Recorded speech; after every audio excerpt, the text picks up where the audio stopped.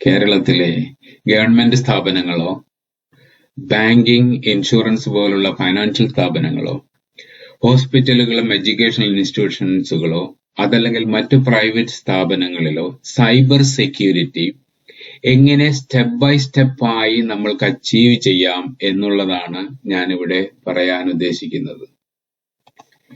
സാധാരണ ഓഫീസുകളിൽ ഒരു ഫയർവാളോ അതല്ലെങ്കിൽ ഒരു ആന്റിവൈറസോ വെച്ച് നമ്മൾ പ്രൊട്ടക്ഷൻ നോക്കാറുണ്ട്. അത് വളരെ ബേസിക് ആയ ഒരു പ്രൊട്ടക്ഷനാണ്. ഇന്നത്തെ വളർന്നു വരുന്ന സാഹചര്യത്തിൽ ഫിഷിംഗ്, മാൽവെയർ, പാസ്വേഡ് ഇതൊക്കെ നമ്മൾ പ്രൊട്ടക്ട് ചെയ്യാറുണ്ടോ? അല്ലെങ്കിൽ നമ്മളുടെ കമ്പ്യൂട്ടറുകളിലേക്കുള്ള എൻട്രി അല്ലെങ്കിൽ ഓപ്പറേറ്റിംഗ് സിസ്റ്റംസ്, വിൻഡോസ് പോലുള്ളത്, അല്ലെങ്കിൽ അതിൽ ഉപയോഗിക്കുന്ന അപ്ലിക്കേഷൻസോ നമ്മൾ പ്രൊട്ടക്ട് ചെയ്യാറുണ്ടോ? ഇതിനേക്കാൾ ഉപരി നമ്മൾ അതിൽ ഉപയോഗിക്കുന്ന ഡാറ്റ, നമ്മളുടെ കസ്റ്റമർ ഇൻഫർമേഷൻ, സ്റ്റാഫിന്റെ ഇൻഫർമേഷൻ, ക്രെഡിറ്റ് കാർഡ് പോലുള്ള ഇമ്പോർട്ടന്റ് ആയ ഫൈനാൻഷ്യൽ ഇൻഫർമേഷൻ, ഇതെല്ലാം നമ്മൾ പ്രൊട്ടക്ട് ചെയ്യാറുണ്ടോ? ഇങ്ങനെയുള്ള സൈബർ അറ്റാക്കുകളിൽ നിന്ന് പ്രൊട്ടക്ഷൻ നേടാൻ വേണ്ടിയാണ് നമ്മൾ എത്രയും വേഗം സൈബർ സെക്യൂരിറ്റി അച്ചീവ് ചെയ്യണം എന്ന് കരുതുന്നത്. എന്തൊക്കെ കാര്യങ്ങളാണ് അതിലേക്ക് വേണ്ടി നമ്മൾക്ക് ചെയ്യേണ്ടത്? ആദ്യമായി നമ്മൾക്കൊരു ഗോൾ അല്ലെങ്കിൽ ഒരു ഒബ്ജക്റ്റീവ്, ഒരു ലക്ഷ്യം വേണം. അടുത്ത 3 മുതൽ 5 വർഷത്തിനുള്ളിൽ സൈബർ സെക്യൂരിറ്റി അച്ചീവ് ചെയ്യും. അതിനുശേഷം നമ്മൾക്കൊരു സ്ട്രാറ്റജി വേണം, പ്ലാൻ ഓഫ് ആക്ഷൻസ്, അല്ലെങ്കിൽ ഒരു യുദ്ധതന്ത്രം എന്ന് പറയും. ഓരോ രാജ്യത്തിനും അതിൻ്റെതായ സൈബർ സെക്യൂരിറ്റി സ്ട്രാറ്റജികളുണ്ട്. ഇന്ത്യയുടെ സൈബർ സെക്യൂരിറ്റി സ്ട്രാറ്റജി നമ്മൾക്ക് ഗൂഗിൾ ചെയ്ത് ഡൗൺലോഡ് ചെയ്തെടുക്കാം.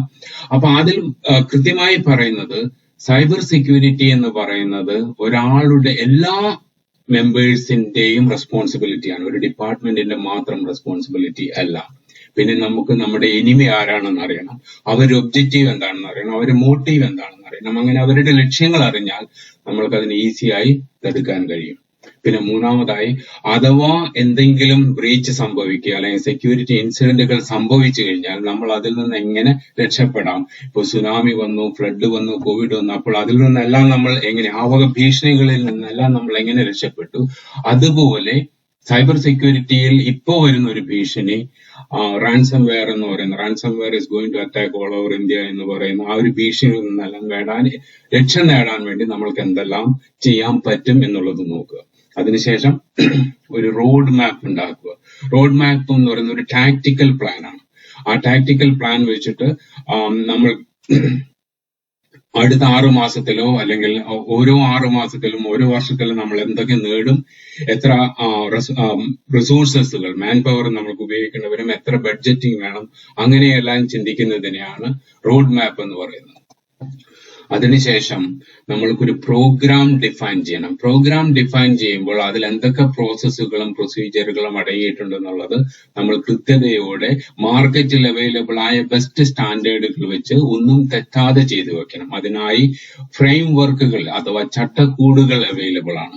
National institute of standards and ടെക്നോളജിയുടെ ഫ്രെയിംവർക്ക് വളരെ ഫേമസ് ആണ്. അതിൽ കൃത്യമായി ഓരോ സമയത്തും ചെയ്യേണ്ട കാര്യങ്ങളെല്ലാം പറയുന്നുണ്ട്. അങ്ങനെ നമ്മൾ സൈബർ സെക്യൂരിറ്റി അച്ചീവ് ചെയ്ത് കഴിഞ്ഞാൽ നമ്മൾ ചെയ്തത് കൃത്യമായോ മാർക്കറ്റിൽ അവൈലബിൾ സ്റ്റാൻഡേർഡ് അനുസരിച്ച് നല്ലതാണോ, നമ്മളെ പ്രൊട്ടക്ട് ചെയ്യാൻ പ്രാപ്തിയുള്ളതാണോ എന്നറിയാൻ വേണ്ടി നമ്മൾ അതിനെ സർട്ടിഫൈ ചെയ്യണം. നമ്മളൊരു സബ്ജക്ട് പഠിച്ചു കഴിഞ്ഞാൽ അതിന്റെ പരീക്ഷ പാസ്സാകുന്ന പോലെ നമ്മൾ അതിനെ സർട്ടിഫൈ ചെയ്യാൻ വേണ്ടി ഇന്റർനാഷണൽ സ്റ്റാൻഡേർഡ്സ് ഓർഗനൈസേഷൻ ISO 27001 എന്ന് പറയുന്ന അവരുടെ ഓഡിറ്റേഴ്സ് വന്ന് നമ്മുടെ കാര്യങ്ങളെല്ലാം വ്യക്തതയോട് നോക്കി അവർ സർട്ടിഫൈ ചെയ്യും. അതല്ലെങ്കിൽ നമ്മൾ ഉപയോഗിക്കുന്ന പേയ്മെന്റ് കാർഡ് ഇൻഡസ്ട്രീസ്, നമ്മൾ ഉപയോഗിക്കുന്ന ക്രെഡിറ്റ് കാർഡോ ഡെബിറ്റ് കാർഡോ പോലുള്ള, അതല്ലെങ്കിൽ ഇ-കോമേഴ്സ് വെബ്സൈറ്റുകളോ ഫൈനാൻഷ്യൽ സൈറ്റുകളോ ഇൻഷുറൻസ് കമ്പനികളുടെ എല്ലാം സൈറ്റുകൾ ഒക്കെ ആണെങ്കിൽ അതിന് പേയ്മെന്റ് കാർഡ് ഇൻഡസ്ട്രീസിന്റെ ഡാറ്റ സെക്യൂരിറ്റി സ്റ്റാൻഡേർഡ് ഉണ്ട്, PCI-DSS, അവർ വന്ന് സർട്ടിഫൈ ചെയ്യും.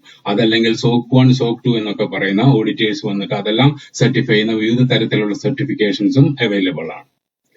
അപ്പോ ഇതില് നമ്മൾ ഇനി കൂടുതലായി പറയാൻ പോകുന്നത് ഫ്രെയിം വർക്കിനാണ്. ഈ ചട്ടക്കൂടുകൾ എങ്ങനെ നമ്മൾക്ക് എല്ലാം കൃത്യനിഷ്ഠതയോടുകൂടി ഒരു സംഗതിയും മിസ്സാവാതെ ചെയ്യാം എന്നുള്ളതിനെ പറ്റി നോക്കാം. അതിൽ 5 കാര്യങ്ങളാണ്, 5 ഫങ്ഷൻസ്, 5 പില്ലേഴ്സ് എന്നാണ് അതിനെ പറയുന്നത്.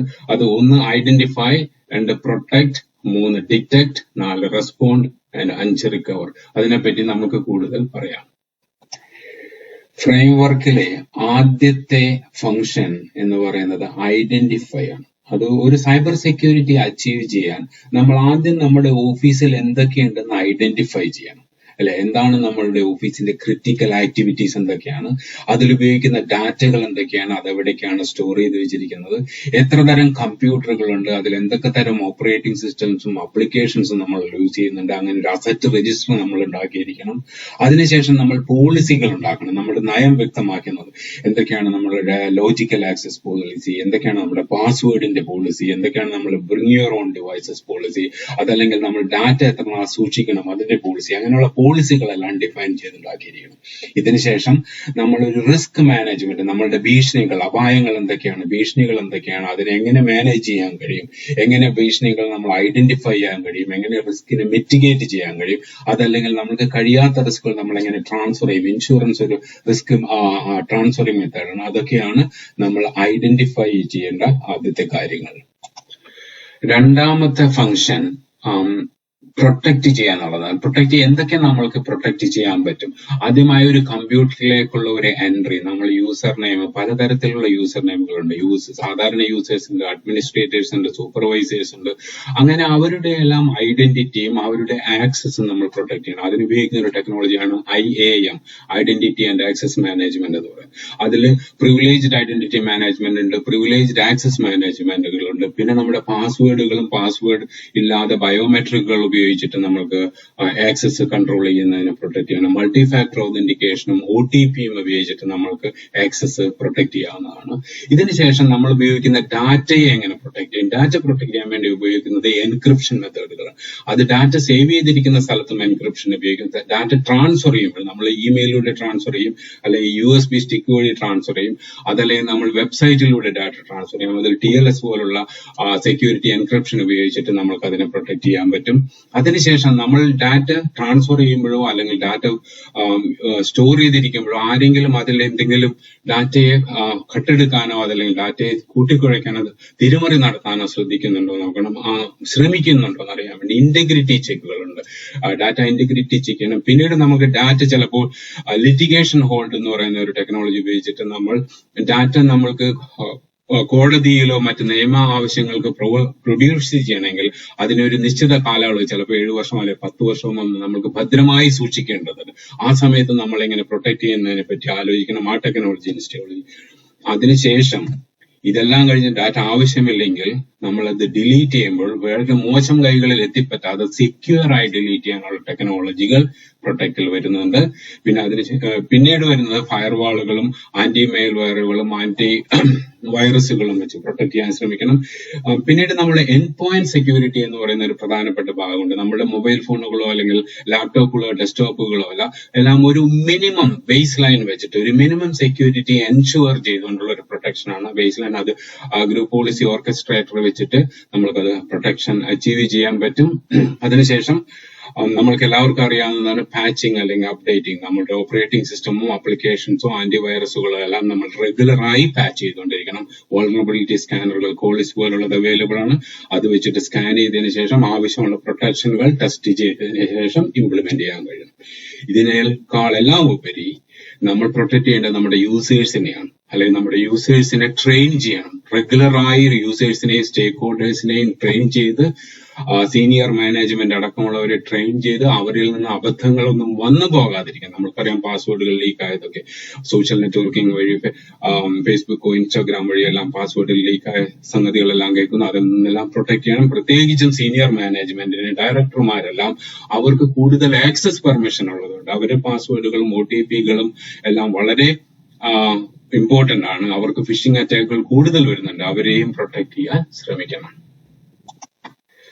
മൂന്നാമത്തെ ഫംഗ്ഷൻ ഡിക്റ്റേറ്റ് ആണ്. എന്തെങ്കിലും അപാകതകൾ കണ്ടു കഴിഞ്ഞാൽ, എന്തെങ്കിലും അനോമലീസ് കണ്ടു കഴിഞ്ഞാൽ അതിനെ എങ്ങനെ ഡിക്റ്റേറ്റ് ചെയ്യും? അത് നമ്മളുടെ യൂസേഴ്സിനെ ട്രെയിൻ ചെയ്യണം. യൂസേഴ്സ് എന്തെങ്കിലും കാണുകയോ കേൾക്കുകയോ ചെയ്താൽ അതിൽ എന്തെങ്കിലും അപാകതകൾ ഉണ്ടെങ്കിൽ അതെങ്ങനെ എവിഡൻസ് അടക്കം റിപ്പോർട്ട് ചെയ്യണം, ആരോട് റിപ്പോർട്ട് ചെയ്യണം എന്നെല്ലാം അതിന് ട്രെയിൻ ചെയ്യുക. പിന്നെ കമ്പ്യൂട്ടറിനകത്ത് തന്നെ അപാകതകൾ ഡിക്റ്റേറ്റ് ചെയ്യാൻ വേണ്ടി ലോഗ്സ് സേവ് ചെയ്യുന്ന ഒരു സംഗതിയുണ്ട്. അതിന് security information and event management എന്ന് പറയുന്ന സീം എന്ന് പറയുന്ന ഒരു ടെക്നോളജി ഉപയോഗിച്ചിട്ട് നമ്മൾക്ക് അതിനെ ലോഗ്സിനെ കളക്ട് ചെയ്ത് അഗ്രിഗേറ്റ് ചെയ്ത് അതിൽ നിന്നുള്ള അനോമലീസിനെ എല്ലാം ഡിക്റ്റേറ്റ് ചെയ്യാനുള്ളതും അതിനനുസരിച്ച് അലോട്ട് ചെയ്യാനുള്ളതുമായ ടെക്നോളജികൾ അവൈലബിൾ ആണ്. മൈക്രോസോഫ്റ്റിന്റെ സെന്റിനൽ അല്ലെങ്കിൽ കുസ്റ്റോ ക്വറി ലാംഗ്വേജ്, കിബാന, പാനറൈസ് അങ്ങനെ പറയുന്ന കുറെ അധികം ടെക്നോളജികൾ ഇതിൽ അവൈലബിൾ ആണ്. പിന്നീട് ഡിറ്റക്ട് ചെയ്യാനുള്ള ഒരു സംഗതി ഡാറ്റ ലീക്ക് പ്രിവെൻഷൻ. നമ്മളുടെ ഡാറ്റ, നമ്മൾ അൺവാണ്ടഡ് ആയ ഡാറ്റ ഇമെയിൽ വഴി വേറൊരാൾക്ക് അയച്ചു കൊടുക്കുകയോ അല്ലെങ്കിൽ USB സ്റ്റിക്കിലൂടെ കോപ്പി ചെയ്ത് കൊണ്ടുപോവുകയോ അതല്ലെങ്കിൽ വെബ്സൈറ്റിലൂടെ വേറൊരാൾക്ക് കൊടുക്കുകയോ പറഞ്ഞു കൊടുക്കുകയോ ഒക്കെ ചെയ്യുന്നതിനെ ബ്ലോക്ക് ചെയ്യാനുള്ള ഡാറ്റ ലീക്ക് പ്രിവെൻഷൻ അല്ലെങ്കിൽ ഡാറ്റ ലോസ് പ്രിവെൻഷൻ എന്ന് പറയുന്ന DLP എന്ന് പറയുന്ന ഒരു ടെക്നോളജിയും ഇംപ്ലിമെന്റ് ചെയ്യണം. അടുത്തതായി റെസ്പോണ്ട് ചെയ്യുക. ഡിറ്റക്ട് ചെയ്തതിന് ശേഷം നമ്മൾ അതിനെ എങ്ങനെ റെസ്പോണ്ട് ചെയ്യും എന്നുള്ളതിനാണ്. അപ്പോൾ ഇപ്പോൾ നമ്മൾ ഫയർഫോഴ്സോ അതല്ലെങ്കിൽ ആംബുലൻസോ പോലെയൊക്കെയുള്ള നമുക്കൊരു ഇൻസിഡന്റ് മാനേജ്മെന്റ് ടീം ഉണ്ടാവും. അവരിൽ ഓരോരുത്തരുടെയും റോൾസും റെസ്പോൺസിബിലിറ്റീസും സ്പെസിഫൈ ചെയ്തിരിക്കണം. പലതരത്തിലുള്ള ഇൻസിഡന്റുകൾ ലെവൽ 1, ലെവൽ 2, ലെവൽ 3 എന്ന് പറയുന്ന ഇൻസിഡന്റുകളുണ്ട്. അതുപോലെ നമ്മൾക്ക് സപ്ലയേഴ്സിനെയും തേർഡ് പാർട്ടിയെ എല്ലാം മാനേജ് ചെയ്യണം. അവരോടെല്ലാം റെസ്പോണ്ട് ചെയ്യുന്ന രീതികൾ വ്യത്യാസം ഉണ്ടായിരിക്കും. പിന്നീട് നമുക്ക് റെസ്പോണ്ട് ചെയ്യുന്ന കാര്യങ്ങളിൽ നമ്മൾക്ക് ചിലപ്പോൾ പോലീസിനെയോ ലോ എൻഫോഴ്സ്മെന്റിനെ അറിയിക്കേണ്ട സംഗതികൾ ഉണ്ടാവും. അതിനെയും റെസ്പോണ്ട് ചെയ്യുന്ന രീതികൾ ഡിഫൈൻ ചെയ്തിരിക്കണം. പിന്നീട് നമ്മളുടെ ഓഫീസിൽ തന്നെ റെസ്പോണ്ട് ചെയ്യുമ്പോൾ അതിൽ എന്തെങ്കിലും മാനേജ്മെന്റ് വ്യത്യാസങ്ങൾ കോൺഫിഗറേഷൻസ് വന്നു കഴിഞ്ഞാൽ അതിന് ചേഞ്ച് അഡ്വൈസറി ബോർഡ് വെച്ച് ക്യാബ് എന്ന് പറയുന്ന ഒരു ടീമിനെ ബിൽഡ് ചെയ്ത് അവരെ കൊണ്ട് എല്ലാം ചേഞ്ചുകളും കൃത്യനിഷ്ഠതയോടുകൂടി കമ്പനിക്ക് വേണ്ടിയുള്ള ചേഞ്ചുകളെല്ലാം ചെയ്തു എന്ന് ഉറപ്പുവരുത്തണം. അഞ്ചാമത്തെയും അവസാനത്തേതുമായ ഫംഗ്ഷൻ എന്ന് പറയുന്നത് റിക്കവർ എന്നാണ്. ഒരു റിക്കവറി, നമ്മൾക്ക് എന്തെങ്കിലും ഒരു സൈബർ സെക്യൂരിറ്റി ഇൻസിഡന്റ് വന്നു കഴിഞ്ഞാൽ, എന്തെങ്കിലും ഒരു അപാകതകൾ നമ്മൾ കണ്ടുപിടിച്ചു കഴിഞ്ഞാൽ അതിൽ നിന്ന് നമ്മൾ എങ്ങനെ റിക്കവർ ചെയ്യുന്നുള്ളതിനാണ്. അതിന് DR റിക്കവറി എന്ന് പറയുന്നത്, DR plan, disaster recovery plan എന്ന് പറയുന്ന ഒരു കൃത്യമായ ഒരു പ്ലാനുകൾ, നമ്മൾ ടെസ്റ്റ് ചെയ്ത പ്ലാനുകൾ ഉണ്ടായിരിക്കണം. അതിന് DR സൈറ്റുകളോ പ്രൊസീജിയറുകളോ ഉണ്ടായിരിക്കും. പിന്നെ നമ്മൾക്ക് നമ്മളുടെ റാൻസംവെയർ പോലുള്ള അറ്റാക്കിൽ നിന്ന് രക്ഷപ്പെടാൻ വേണ്ടി നമ്മൾ ബാക്കപ്പുകൾ കൃത്യനിഷ്ഠതയോടെ എടുത്തിരിക്കണം. ആ ബാക്കപ്പുകൾ ടെസ്റ്റ് ചെയ്തിരിക്കണം. അറ്റ്ലീസ്റ്റ് ഒരു കോപ്പി എങ്കിലും നമ്മൾ ഓഫ്ലൈൻ ആയി ബാക്കപ്പ് സൂക്ഷിച്ചിരിക്കണം. ഇതിനുശേഷം റിക്കവറിൽ വരുന്നത് നമ്മൾ ഈ സംഗതികൾ പബ്ലിക്കിനെയോ അല്ലെങ്കിൽ മീഡിയയെയോ നമ്മുടെ കമ്പനിയുടെ റെപ്യൂട്ടേഷൻ കളയാതെ നമ്മൾ എങ്ങനെ അതിനൊക്കെ റെസ്പോണ്ട് ചെയ്യും, അവർ ഈ ഇൻഫർമേഷൻ പാസ് ചെയ്യും എന്നുള്ളതിന് കൃത്യമായ ഒരു മീഡിയ സ്ട്രാറ്റജിയും അതിന്റെ പോളിസിയും ഉണ്ടായിരിക്കണം. ഇതൊക്കെയാണ് ഫ്രെയിംവർക്കിലെ 5 കാര്യങ്ങൾ. ഒരു പോയിന്റ് കൂടി പറയാൻ ആഗ്രഹിക്കുന്നു. എന്റെ പേര് ജോഷി. ഞാനും കുടുംബവും ലണ്ടനിലാണ് താമസിക്കുന്നത്.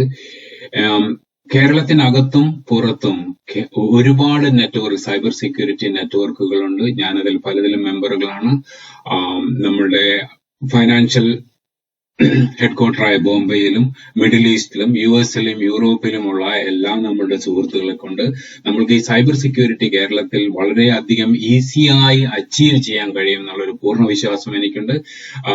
കൂടുതൽ ഡീറ്റെയിൽസ് ആവശ്യമുള്ളവർ പ്ലീസ് കോൺടാക്ട് മീ. എന്റെ email address joshikr@gmail.com. Thank you.